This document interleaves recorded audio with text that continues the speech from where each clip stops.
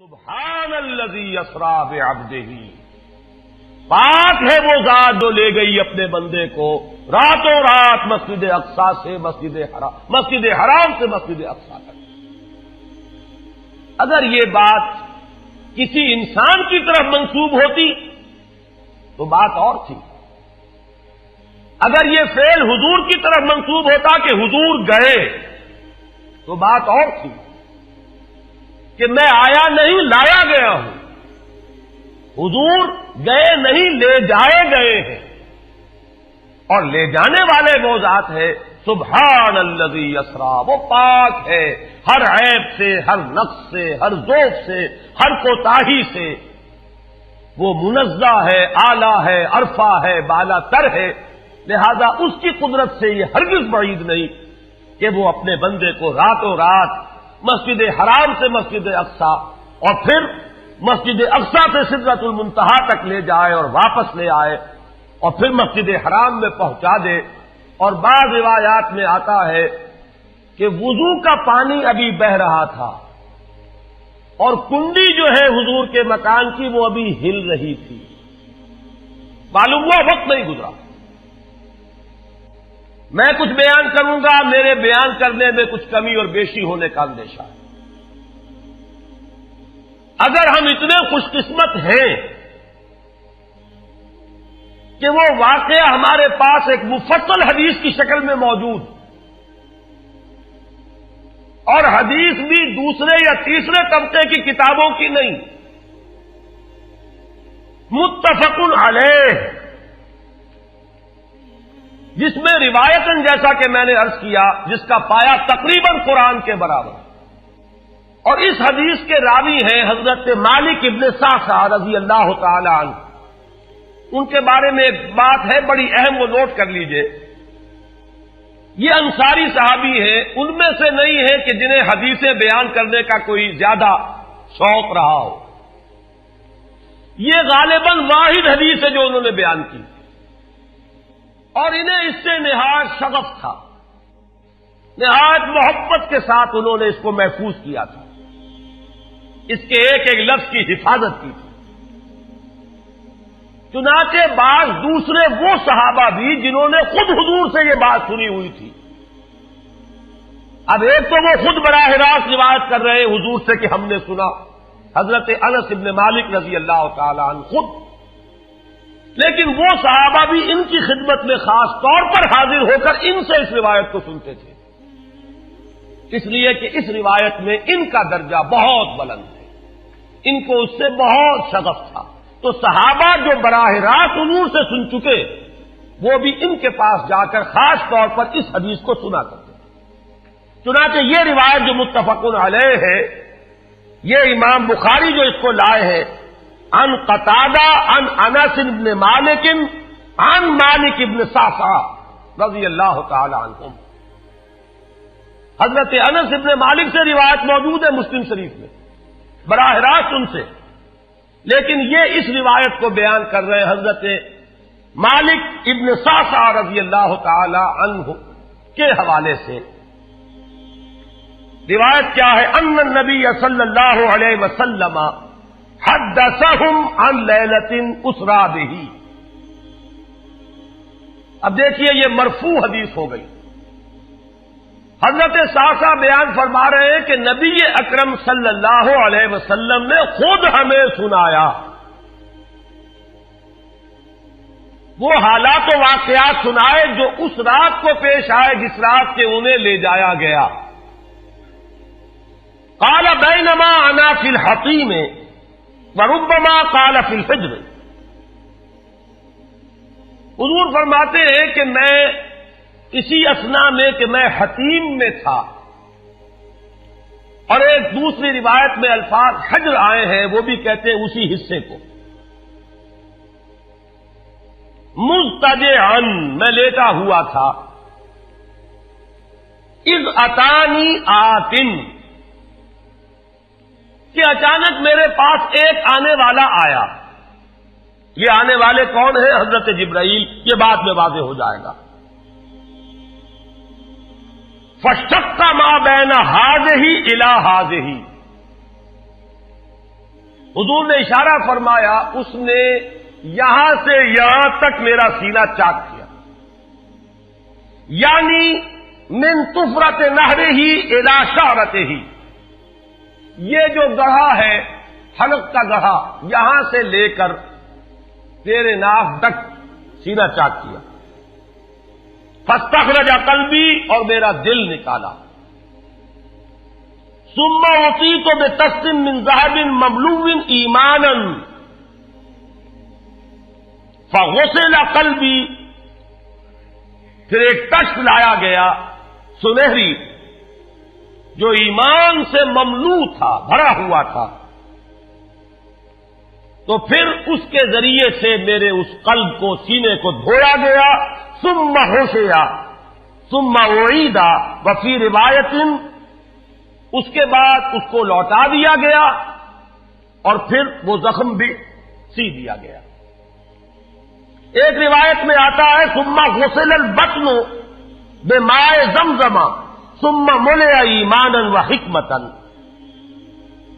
اسی طریقے سے پورے پیٹ کو بھی صاف کیا گیا مائے زمزم سے، اور اس میں بھی ایمان اور حکمت بھر دیے گئے۔ ثم اعطیت بدابۃ، پھر میرے پاس ایک چوپایا لایا گیا، دون البغل فوق الحمار، جو بغل یعنی خچر سے تو کچھ چھوٹا تھا، اور حمار یعنی گدھے سے کچھ بڑا تھا، اب یہ سفید تھا، یقال له البراق، جس کا نام براق ہے، وَيَدَعُ خَطْوَهُ عِنْدَ أَقْصَى طَرْفِهِ، اور اس کا ہر قدم اس کی حد نگاہ پر جا کر پڑتا تھا۔ فَعِلْتُ عَلَيْهِ، میں اس پر سوار ہوا، فَانْطَلَقَ بِي جبرائیل، اب یہاں نام آ گیا، وہ آنے والے کون تھے؟ پھر چلے میرے ساتھ حضرت جبرائیل، حتی اتت السماء الدنیا، یہاں تک کہ وہ آسمان دنیا تک پہنچ گئے، جو پہلا آسمان۔ اب یہاں دیکھیے وہ روایت میں جو زمینی سفر کا درمیانی حصہ ہے وہ رہ گیا، دوسری روایات سے ہم اس کو جوڑ کر جمع کریں کہ پہلا زمینی سفر ہے، مسجد اقصیٰ تک پہنچے ہیں، وہاں جا کر روایت میں آتا ہے میں نے وہی اپنے اس خچر کو باندھا، براق کو، جہاں انبیاء باندھا کرتے تھے، اور پھر وہاں میں نے نماز ادا کی، بہت سے لوگ جمع ہوئے، میں منتظر تھا کہ کون نماز پڑھائے گا، کہ جبرائیل نے میرا ہاتھ پکڑ کر مجھے آگے کیا، میں نے نماز پڑھائی، اور پھر جبرائیل نے مجھے بتایا کہ یہ تمام انبیاء تھے جو اس دنیا میں مبعوث ہوئے ہیں، اور آج آپ نے ان سب کی امامت کی۔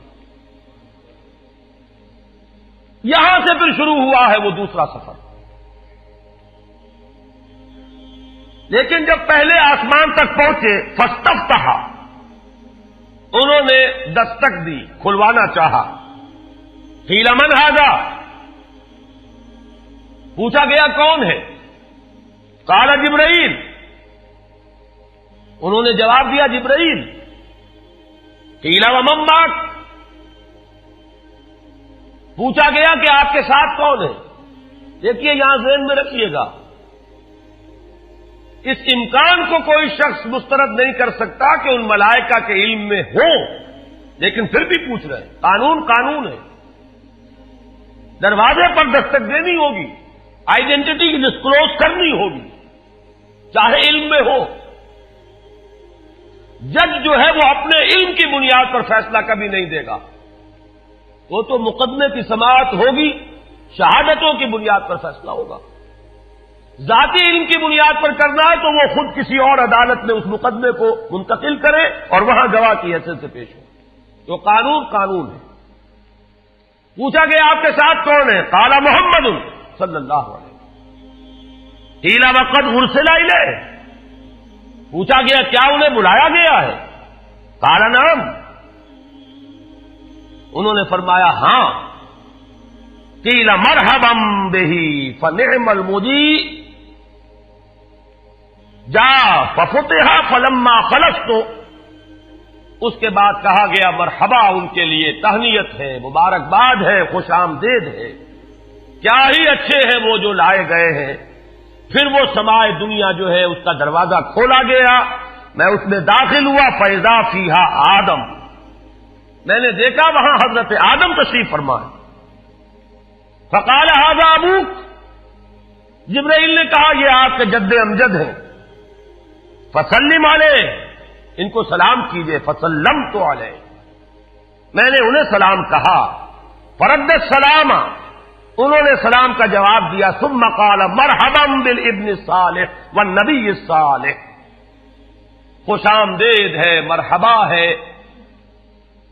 صالح بیٹے اور صالح نبی پر۔ ثم صعد بی، پھر مجھے اور اٹھایا گیا، حتی اتی السماء الثانیہ، یہاں تک کہ جبرائیل پہنچ گئے دوسرے آسمان تک۔ فاستفتح، پھر وہی سوال و جواب ہے، میں ترجمہ نہیں کروں گا۔ قیل من ھذا قال جبرائیل، قیل ومن معک قال محمد، قیل وقد ارسل الیہ قال نعم، قیل مرحبا بہ فنعم المجیء جاء ففتح فلما خلصت۔ جب یہ سارا اس کارروائی کے بعد داخل ہوئے ہیں دوسرے آسمان پر، فاذا یحییٰ وعیسیٰ وہو ابنا خالۃ، وہاں میں نے دیکھا کہ یحییٰ اور عیسیٰ ہیں اور یہ خالہ زاد بھائی ہیں۔ قال ھذا یحییٰ وھذا عیسیٰ فسلم علیہما، فسلمت فردا، ثم قال مرحبا بالاخ الصالح والنبی الصالح، انہوں نے بھی کہا خوش آمدید اور مرحبا ایک صالح بھائی اور صالح نبی کو، یہاں نوٹ کیجئے گا، حضرت عیسیٰ اور حضرت یحییٰ یہ بنی اسرائیل میں سے، لہذا حضور کو اپنا بیٹا نہیں کہہ سکتے، بھائی کہہ رہے ہیں۔ آدم جد امجد ہیں، انہوں نے بیٹا کہا ہے، مرحبا بابن الصالح والنبی الصالح، وہ نبی تو ہے، سب کہیں گے نبی، لیکن کوئی بھائی کہے گا، کوئی بیٹا کہے گا، ابراہیم بیٹا کہیں گے، موسیٰ وہ بھائی کہیں گے، جن کی نسل سے آپ نہیں ہیں، وہ جو براہ راست نسل چلی آ رہی ہے اس میں جو ذکر کرے گا وہ بیٹے کے لفظ سے کرے گا۔ ثم صعد بی الی السماء الثالثہ فاستفتح، قیل من ھذا قال جبرائیل، قیل ومن معک قال محمدا، قیل وقد ارسل الیہ قال نعم، قیل مرحبا بہ فنعم المجیء جاء ففتح فلما خلصت اذا یوسف قال ھذا یوسف فسلم علیہ فسلمت علیہ فرد، ثم قال مرحبا بالاخ الصالح والنبی الصالح۔ اب مجھے ترجمے کی ضرورت نہیں ہے، ایک مرتبہ بات آپ نے سمجھ لی، اب تیزی کے ساتھ میں اس حدیث کو پڑھ دینا چاہتا ہوں۔ ثم صعد بی، پھر مجھے اور بلندی پر لے جایا گیا، حتی اتی السماء الرابعہ فاستفتح، قیل من ھذا قال جبرائیل، قیل ومن معک قال محمد، قیل وقد ارسل الیہ قال نعم، قیل مرحبا بہ فنعم المجیء جاء ففتح فلما خلصت فاذا ادریس فقال ھذا ادریس فسلم علیہ فسلمت علیہ فرد، ثم قال مرحبا بالاخ الصالح والنبی الصالح۔ یہاں ملاقات ہوئی حضرت ادریس علیہ الصلوۃ والسلام سے۔ ثم صعد بی حتی اتی السماء الخامسۃ فاستفتح، قیل من ھذا قال جبرائیل، قیل ومن معک قال محمد، قیل وقد ارسل الیہ قال نعم، قیل مرحبا بہ فنعم المجیء جاء ففتح فلما خلصت فاذا ہارون قال ھذا ہارون فسلم علیہ فسلمت علیہ فرد، ثم قال مرحبا بالاخ الصالح والنبی الصالح۔ ثم صعد بی حتی اتی السماء السادسہ فاستفتح، قیل من ھذا قال جبرائیل، قیل ومن معک قال محمد، قیل وقد ارسل الیہ قال نعم، قیل مرحبا بہ فنعم المجیء جاء ففتح فلما خلصت فاذا موسیٰ قال ھذا موسیٰ فسلم علیہ فسلمت علیہ فرد، ثم قال مرحبا بالاخ الصالح والنبی الصالح۔ چھٹے آسمان پر یہ حضرت موسیٰ سے ملاقات ہوئی. فلما جاوزت تو بتا، جب میں آگے بڑھا تو حضرت موسیٰ روئے. قیل ما یبکی کا، ان سے پوچھا گیا کہ آپ کو کیا چیز رلا رہی ہے؟ قال ابکی لأن غلاما بعث بعدی، کہ مجھے اس بات پر رونا آ رہا ہے یہ نوجوان محمد صلی اللہ علیہ وسلم، یہ میرے بہت بعد ان کی بعثت ہوئی ہے. يدخل الجنت من امته اکثر ممن يدخلها من امتی، میرے بہت بعد آنے کے باوجود ان کی امت میں سے جنت میں داخل ہونے والوں کی تعداد میری امت کے مقابلے میں بہت زیادہ ہوگی. بہرحال اپنی امت کا خیال تو ہے، وہ شفقت جو نبی اور رسول کو اپنی امت پر ہونی چاہیے وہ ہے بتمام و کمال. اسے معاذ اللہ کسی حسد پر معمول نہ کیجیے، بلکہ وہ جو احساس ہوا ہے اپنی امت کی محرومی کا، وہ ہے کہ جس نے حضرت موسیٰ علیہ السلام پر یہ کیفیت طاری کی.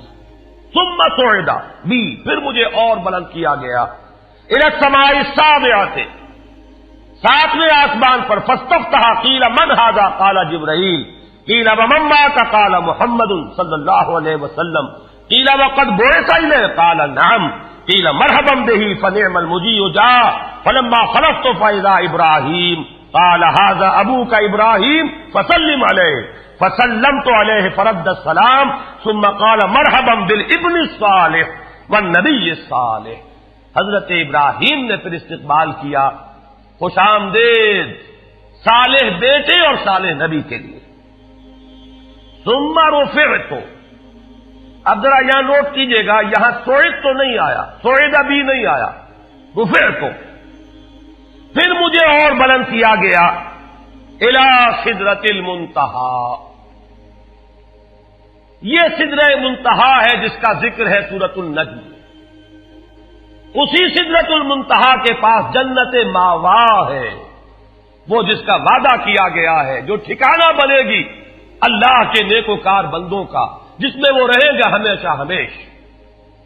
فادخلوها خالدین، وہ بھی وہی ہے. پھر اٹھائے گئے حضور بیت المعمور تک. ثم اعطیت باناء من خمر واناء من لبن واناء من عسل. پھر میرے سامنے یہ بیت معمور کیا ہے یہ بھی جان لیجئے. یہ در حقیقت اس سمائے سابعہ پر، ساتویں آسمان پر خانہ کعبہ کا اصل جو ہے اللہ کا گھر، جس کا یہ ظل اور سایہ اس دنیا میں ہے، خانہ کعبہ، یہ ہے وہ بیت المعمور، جس کے بارے میں ایک اور روایت میں الفاظ یہ آئے ہیں، اس میں روزانہ 70,000 فرشتے داخل ہوتے ہیں، اور جو فرشتہ ایک مرتبہ داخل ہوا ہے آج تک اسے دوبارہ داخل ہونے کی نوبت نہیں آئی. اسی طریقے سے وہ فرشتے ہیں جو طواف کرتے ہیں خانہ کعبہ کا. پھر جان لیجئے یہ ہماری نگاہوں سے مخفی عالم غیب کی ایک دنیا ہے اپنی جگہ، چاہے ہمیں نظر نہ آئے. پھر میرے سامنے 3 برتن لائے گئے، ایک دودھ کا اور ایک شہد کا اور ایک شراب کا. فاخذت اللبن، میں نے دودھ والا پیالہ اٹھا لیا. قال ہی الفطرہ، حضرت جبرائیل نے توثیق کی کہ یہ ہے اصل میں آپ کا انتخاب درست ہے، یہ فطرت ہے. فطرت اللہ التی فطر الناس علیہا، یہی جو فطرت انسانی سے قریب ترین شے ہے اس کا آپ نے انتخاب کیا. اتت انت علیہا و امتک، اسی فطرت پر اے محمد آپ بھی ہے اور آپ کی امت بھی ہے. ثم فرضت علیہ صلوات 50 کل یوم. ایک اور روایت میں الفاظ آئے ہیں، اس میں اس کی وضاحت نہیں ہے کہ 3 چیزیں حضور کو یہاں عطا کی گئی. ایک تو 50 نمازیں جو فرض ہوئی، ایک دن رات میں 50 نمازیں،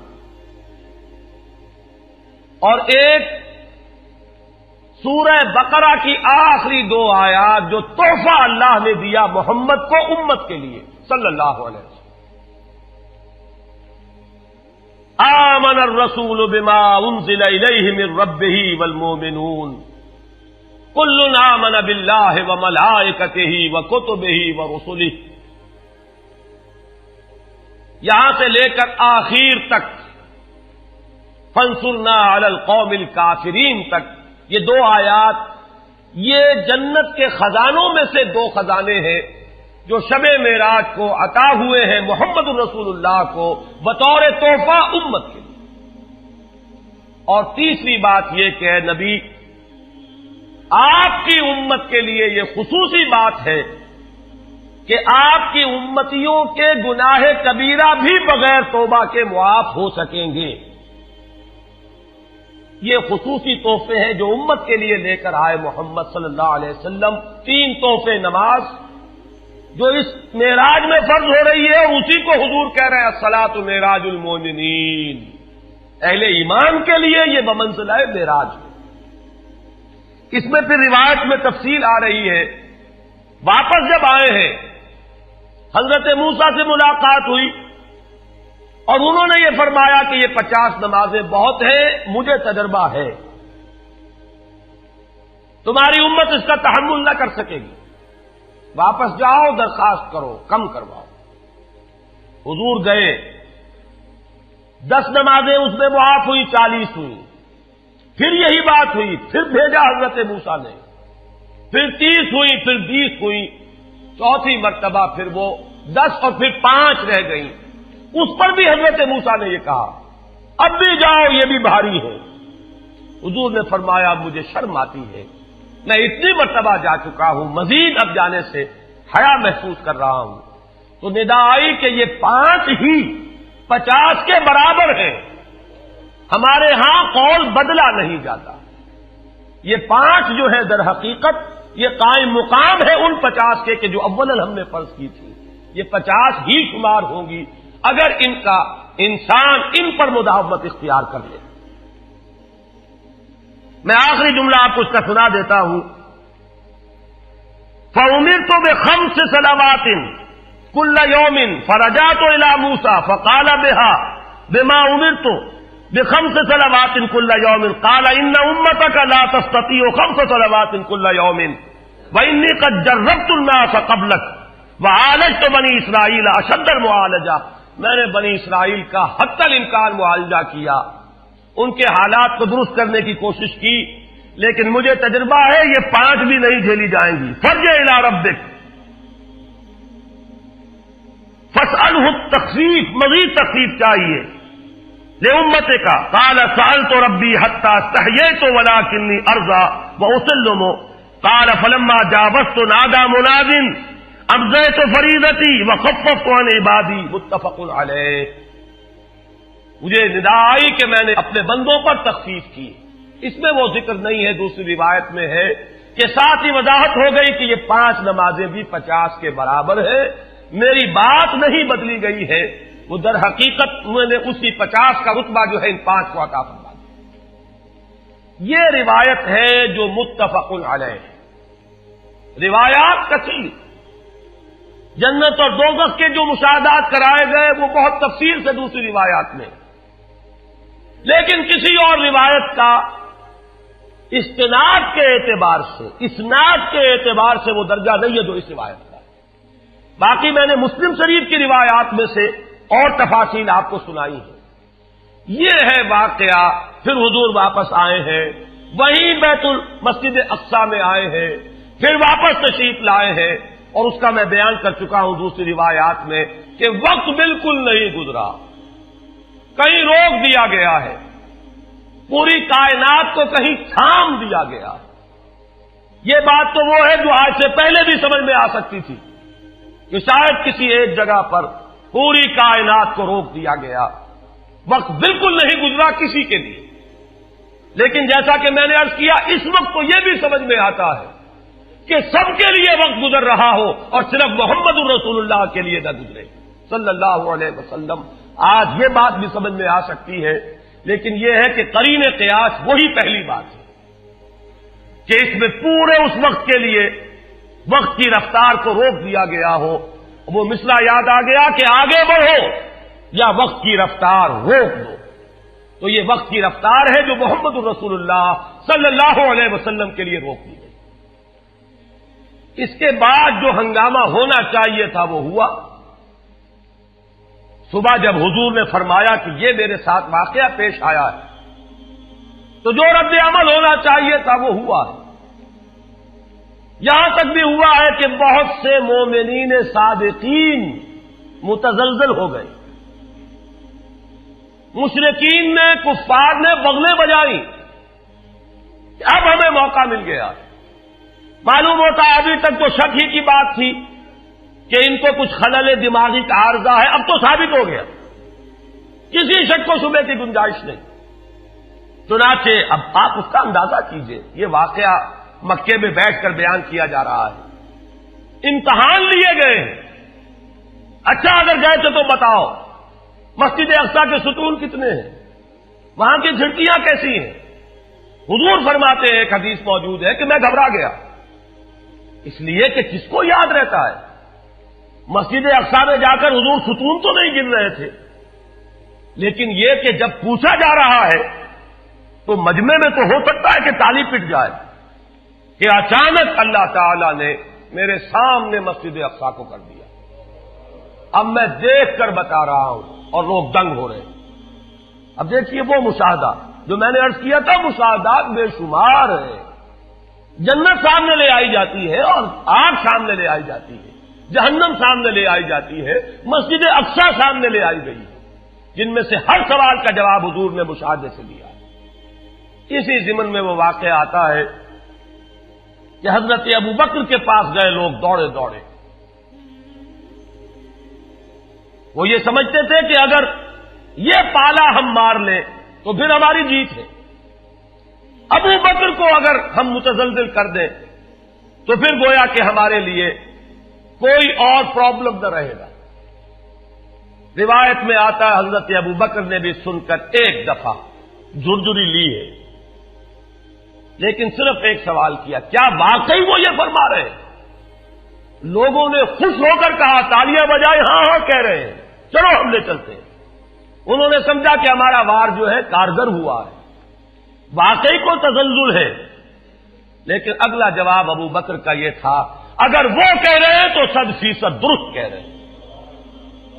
میں روزانہ یہ مانتا ہوں کہ فرشتہ آسمان سے ان کے پاس آتا ہے, تو اگر ایک مرتبہ انہیں آسمان پر لے جایا گیا تو یہ کون سی بڑی ہے. یہ ہے وہ دن کہ جس کے بعد صدیق اکبر شمار ہوئے ہیں ابو بکر صدیق.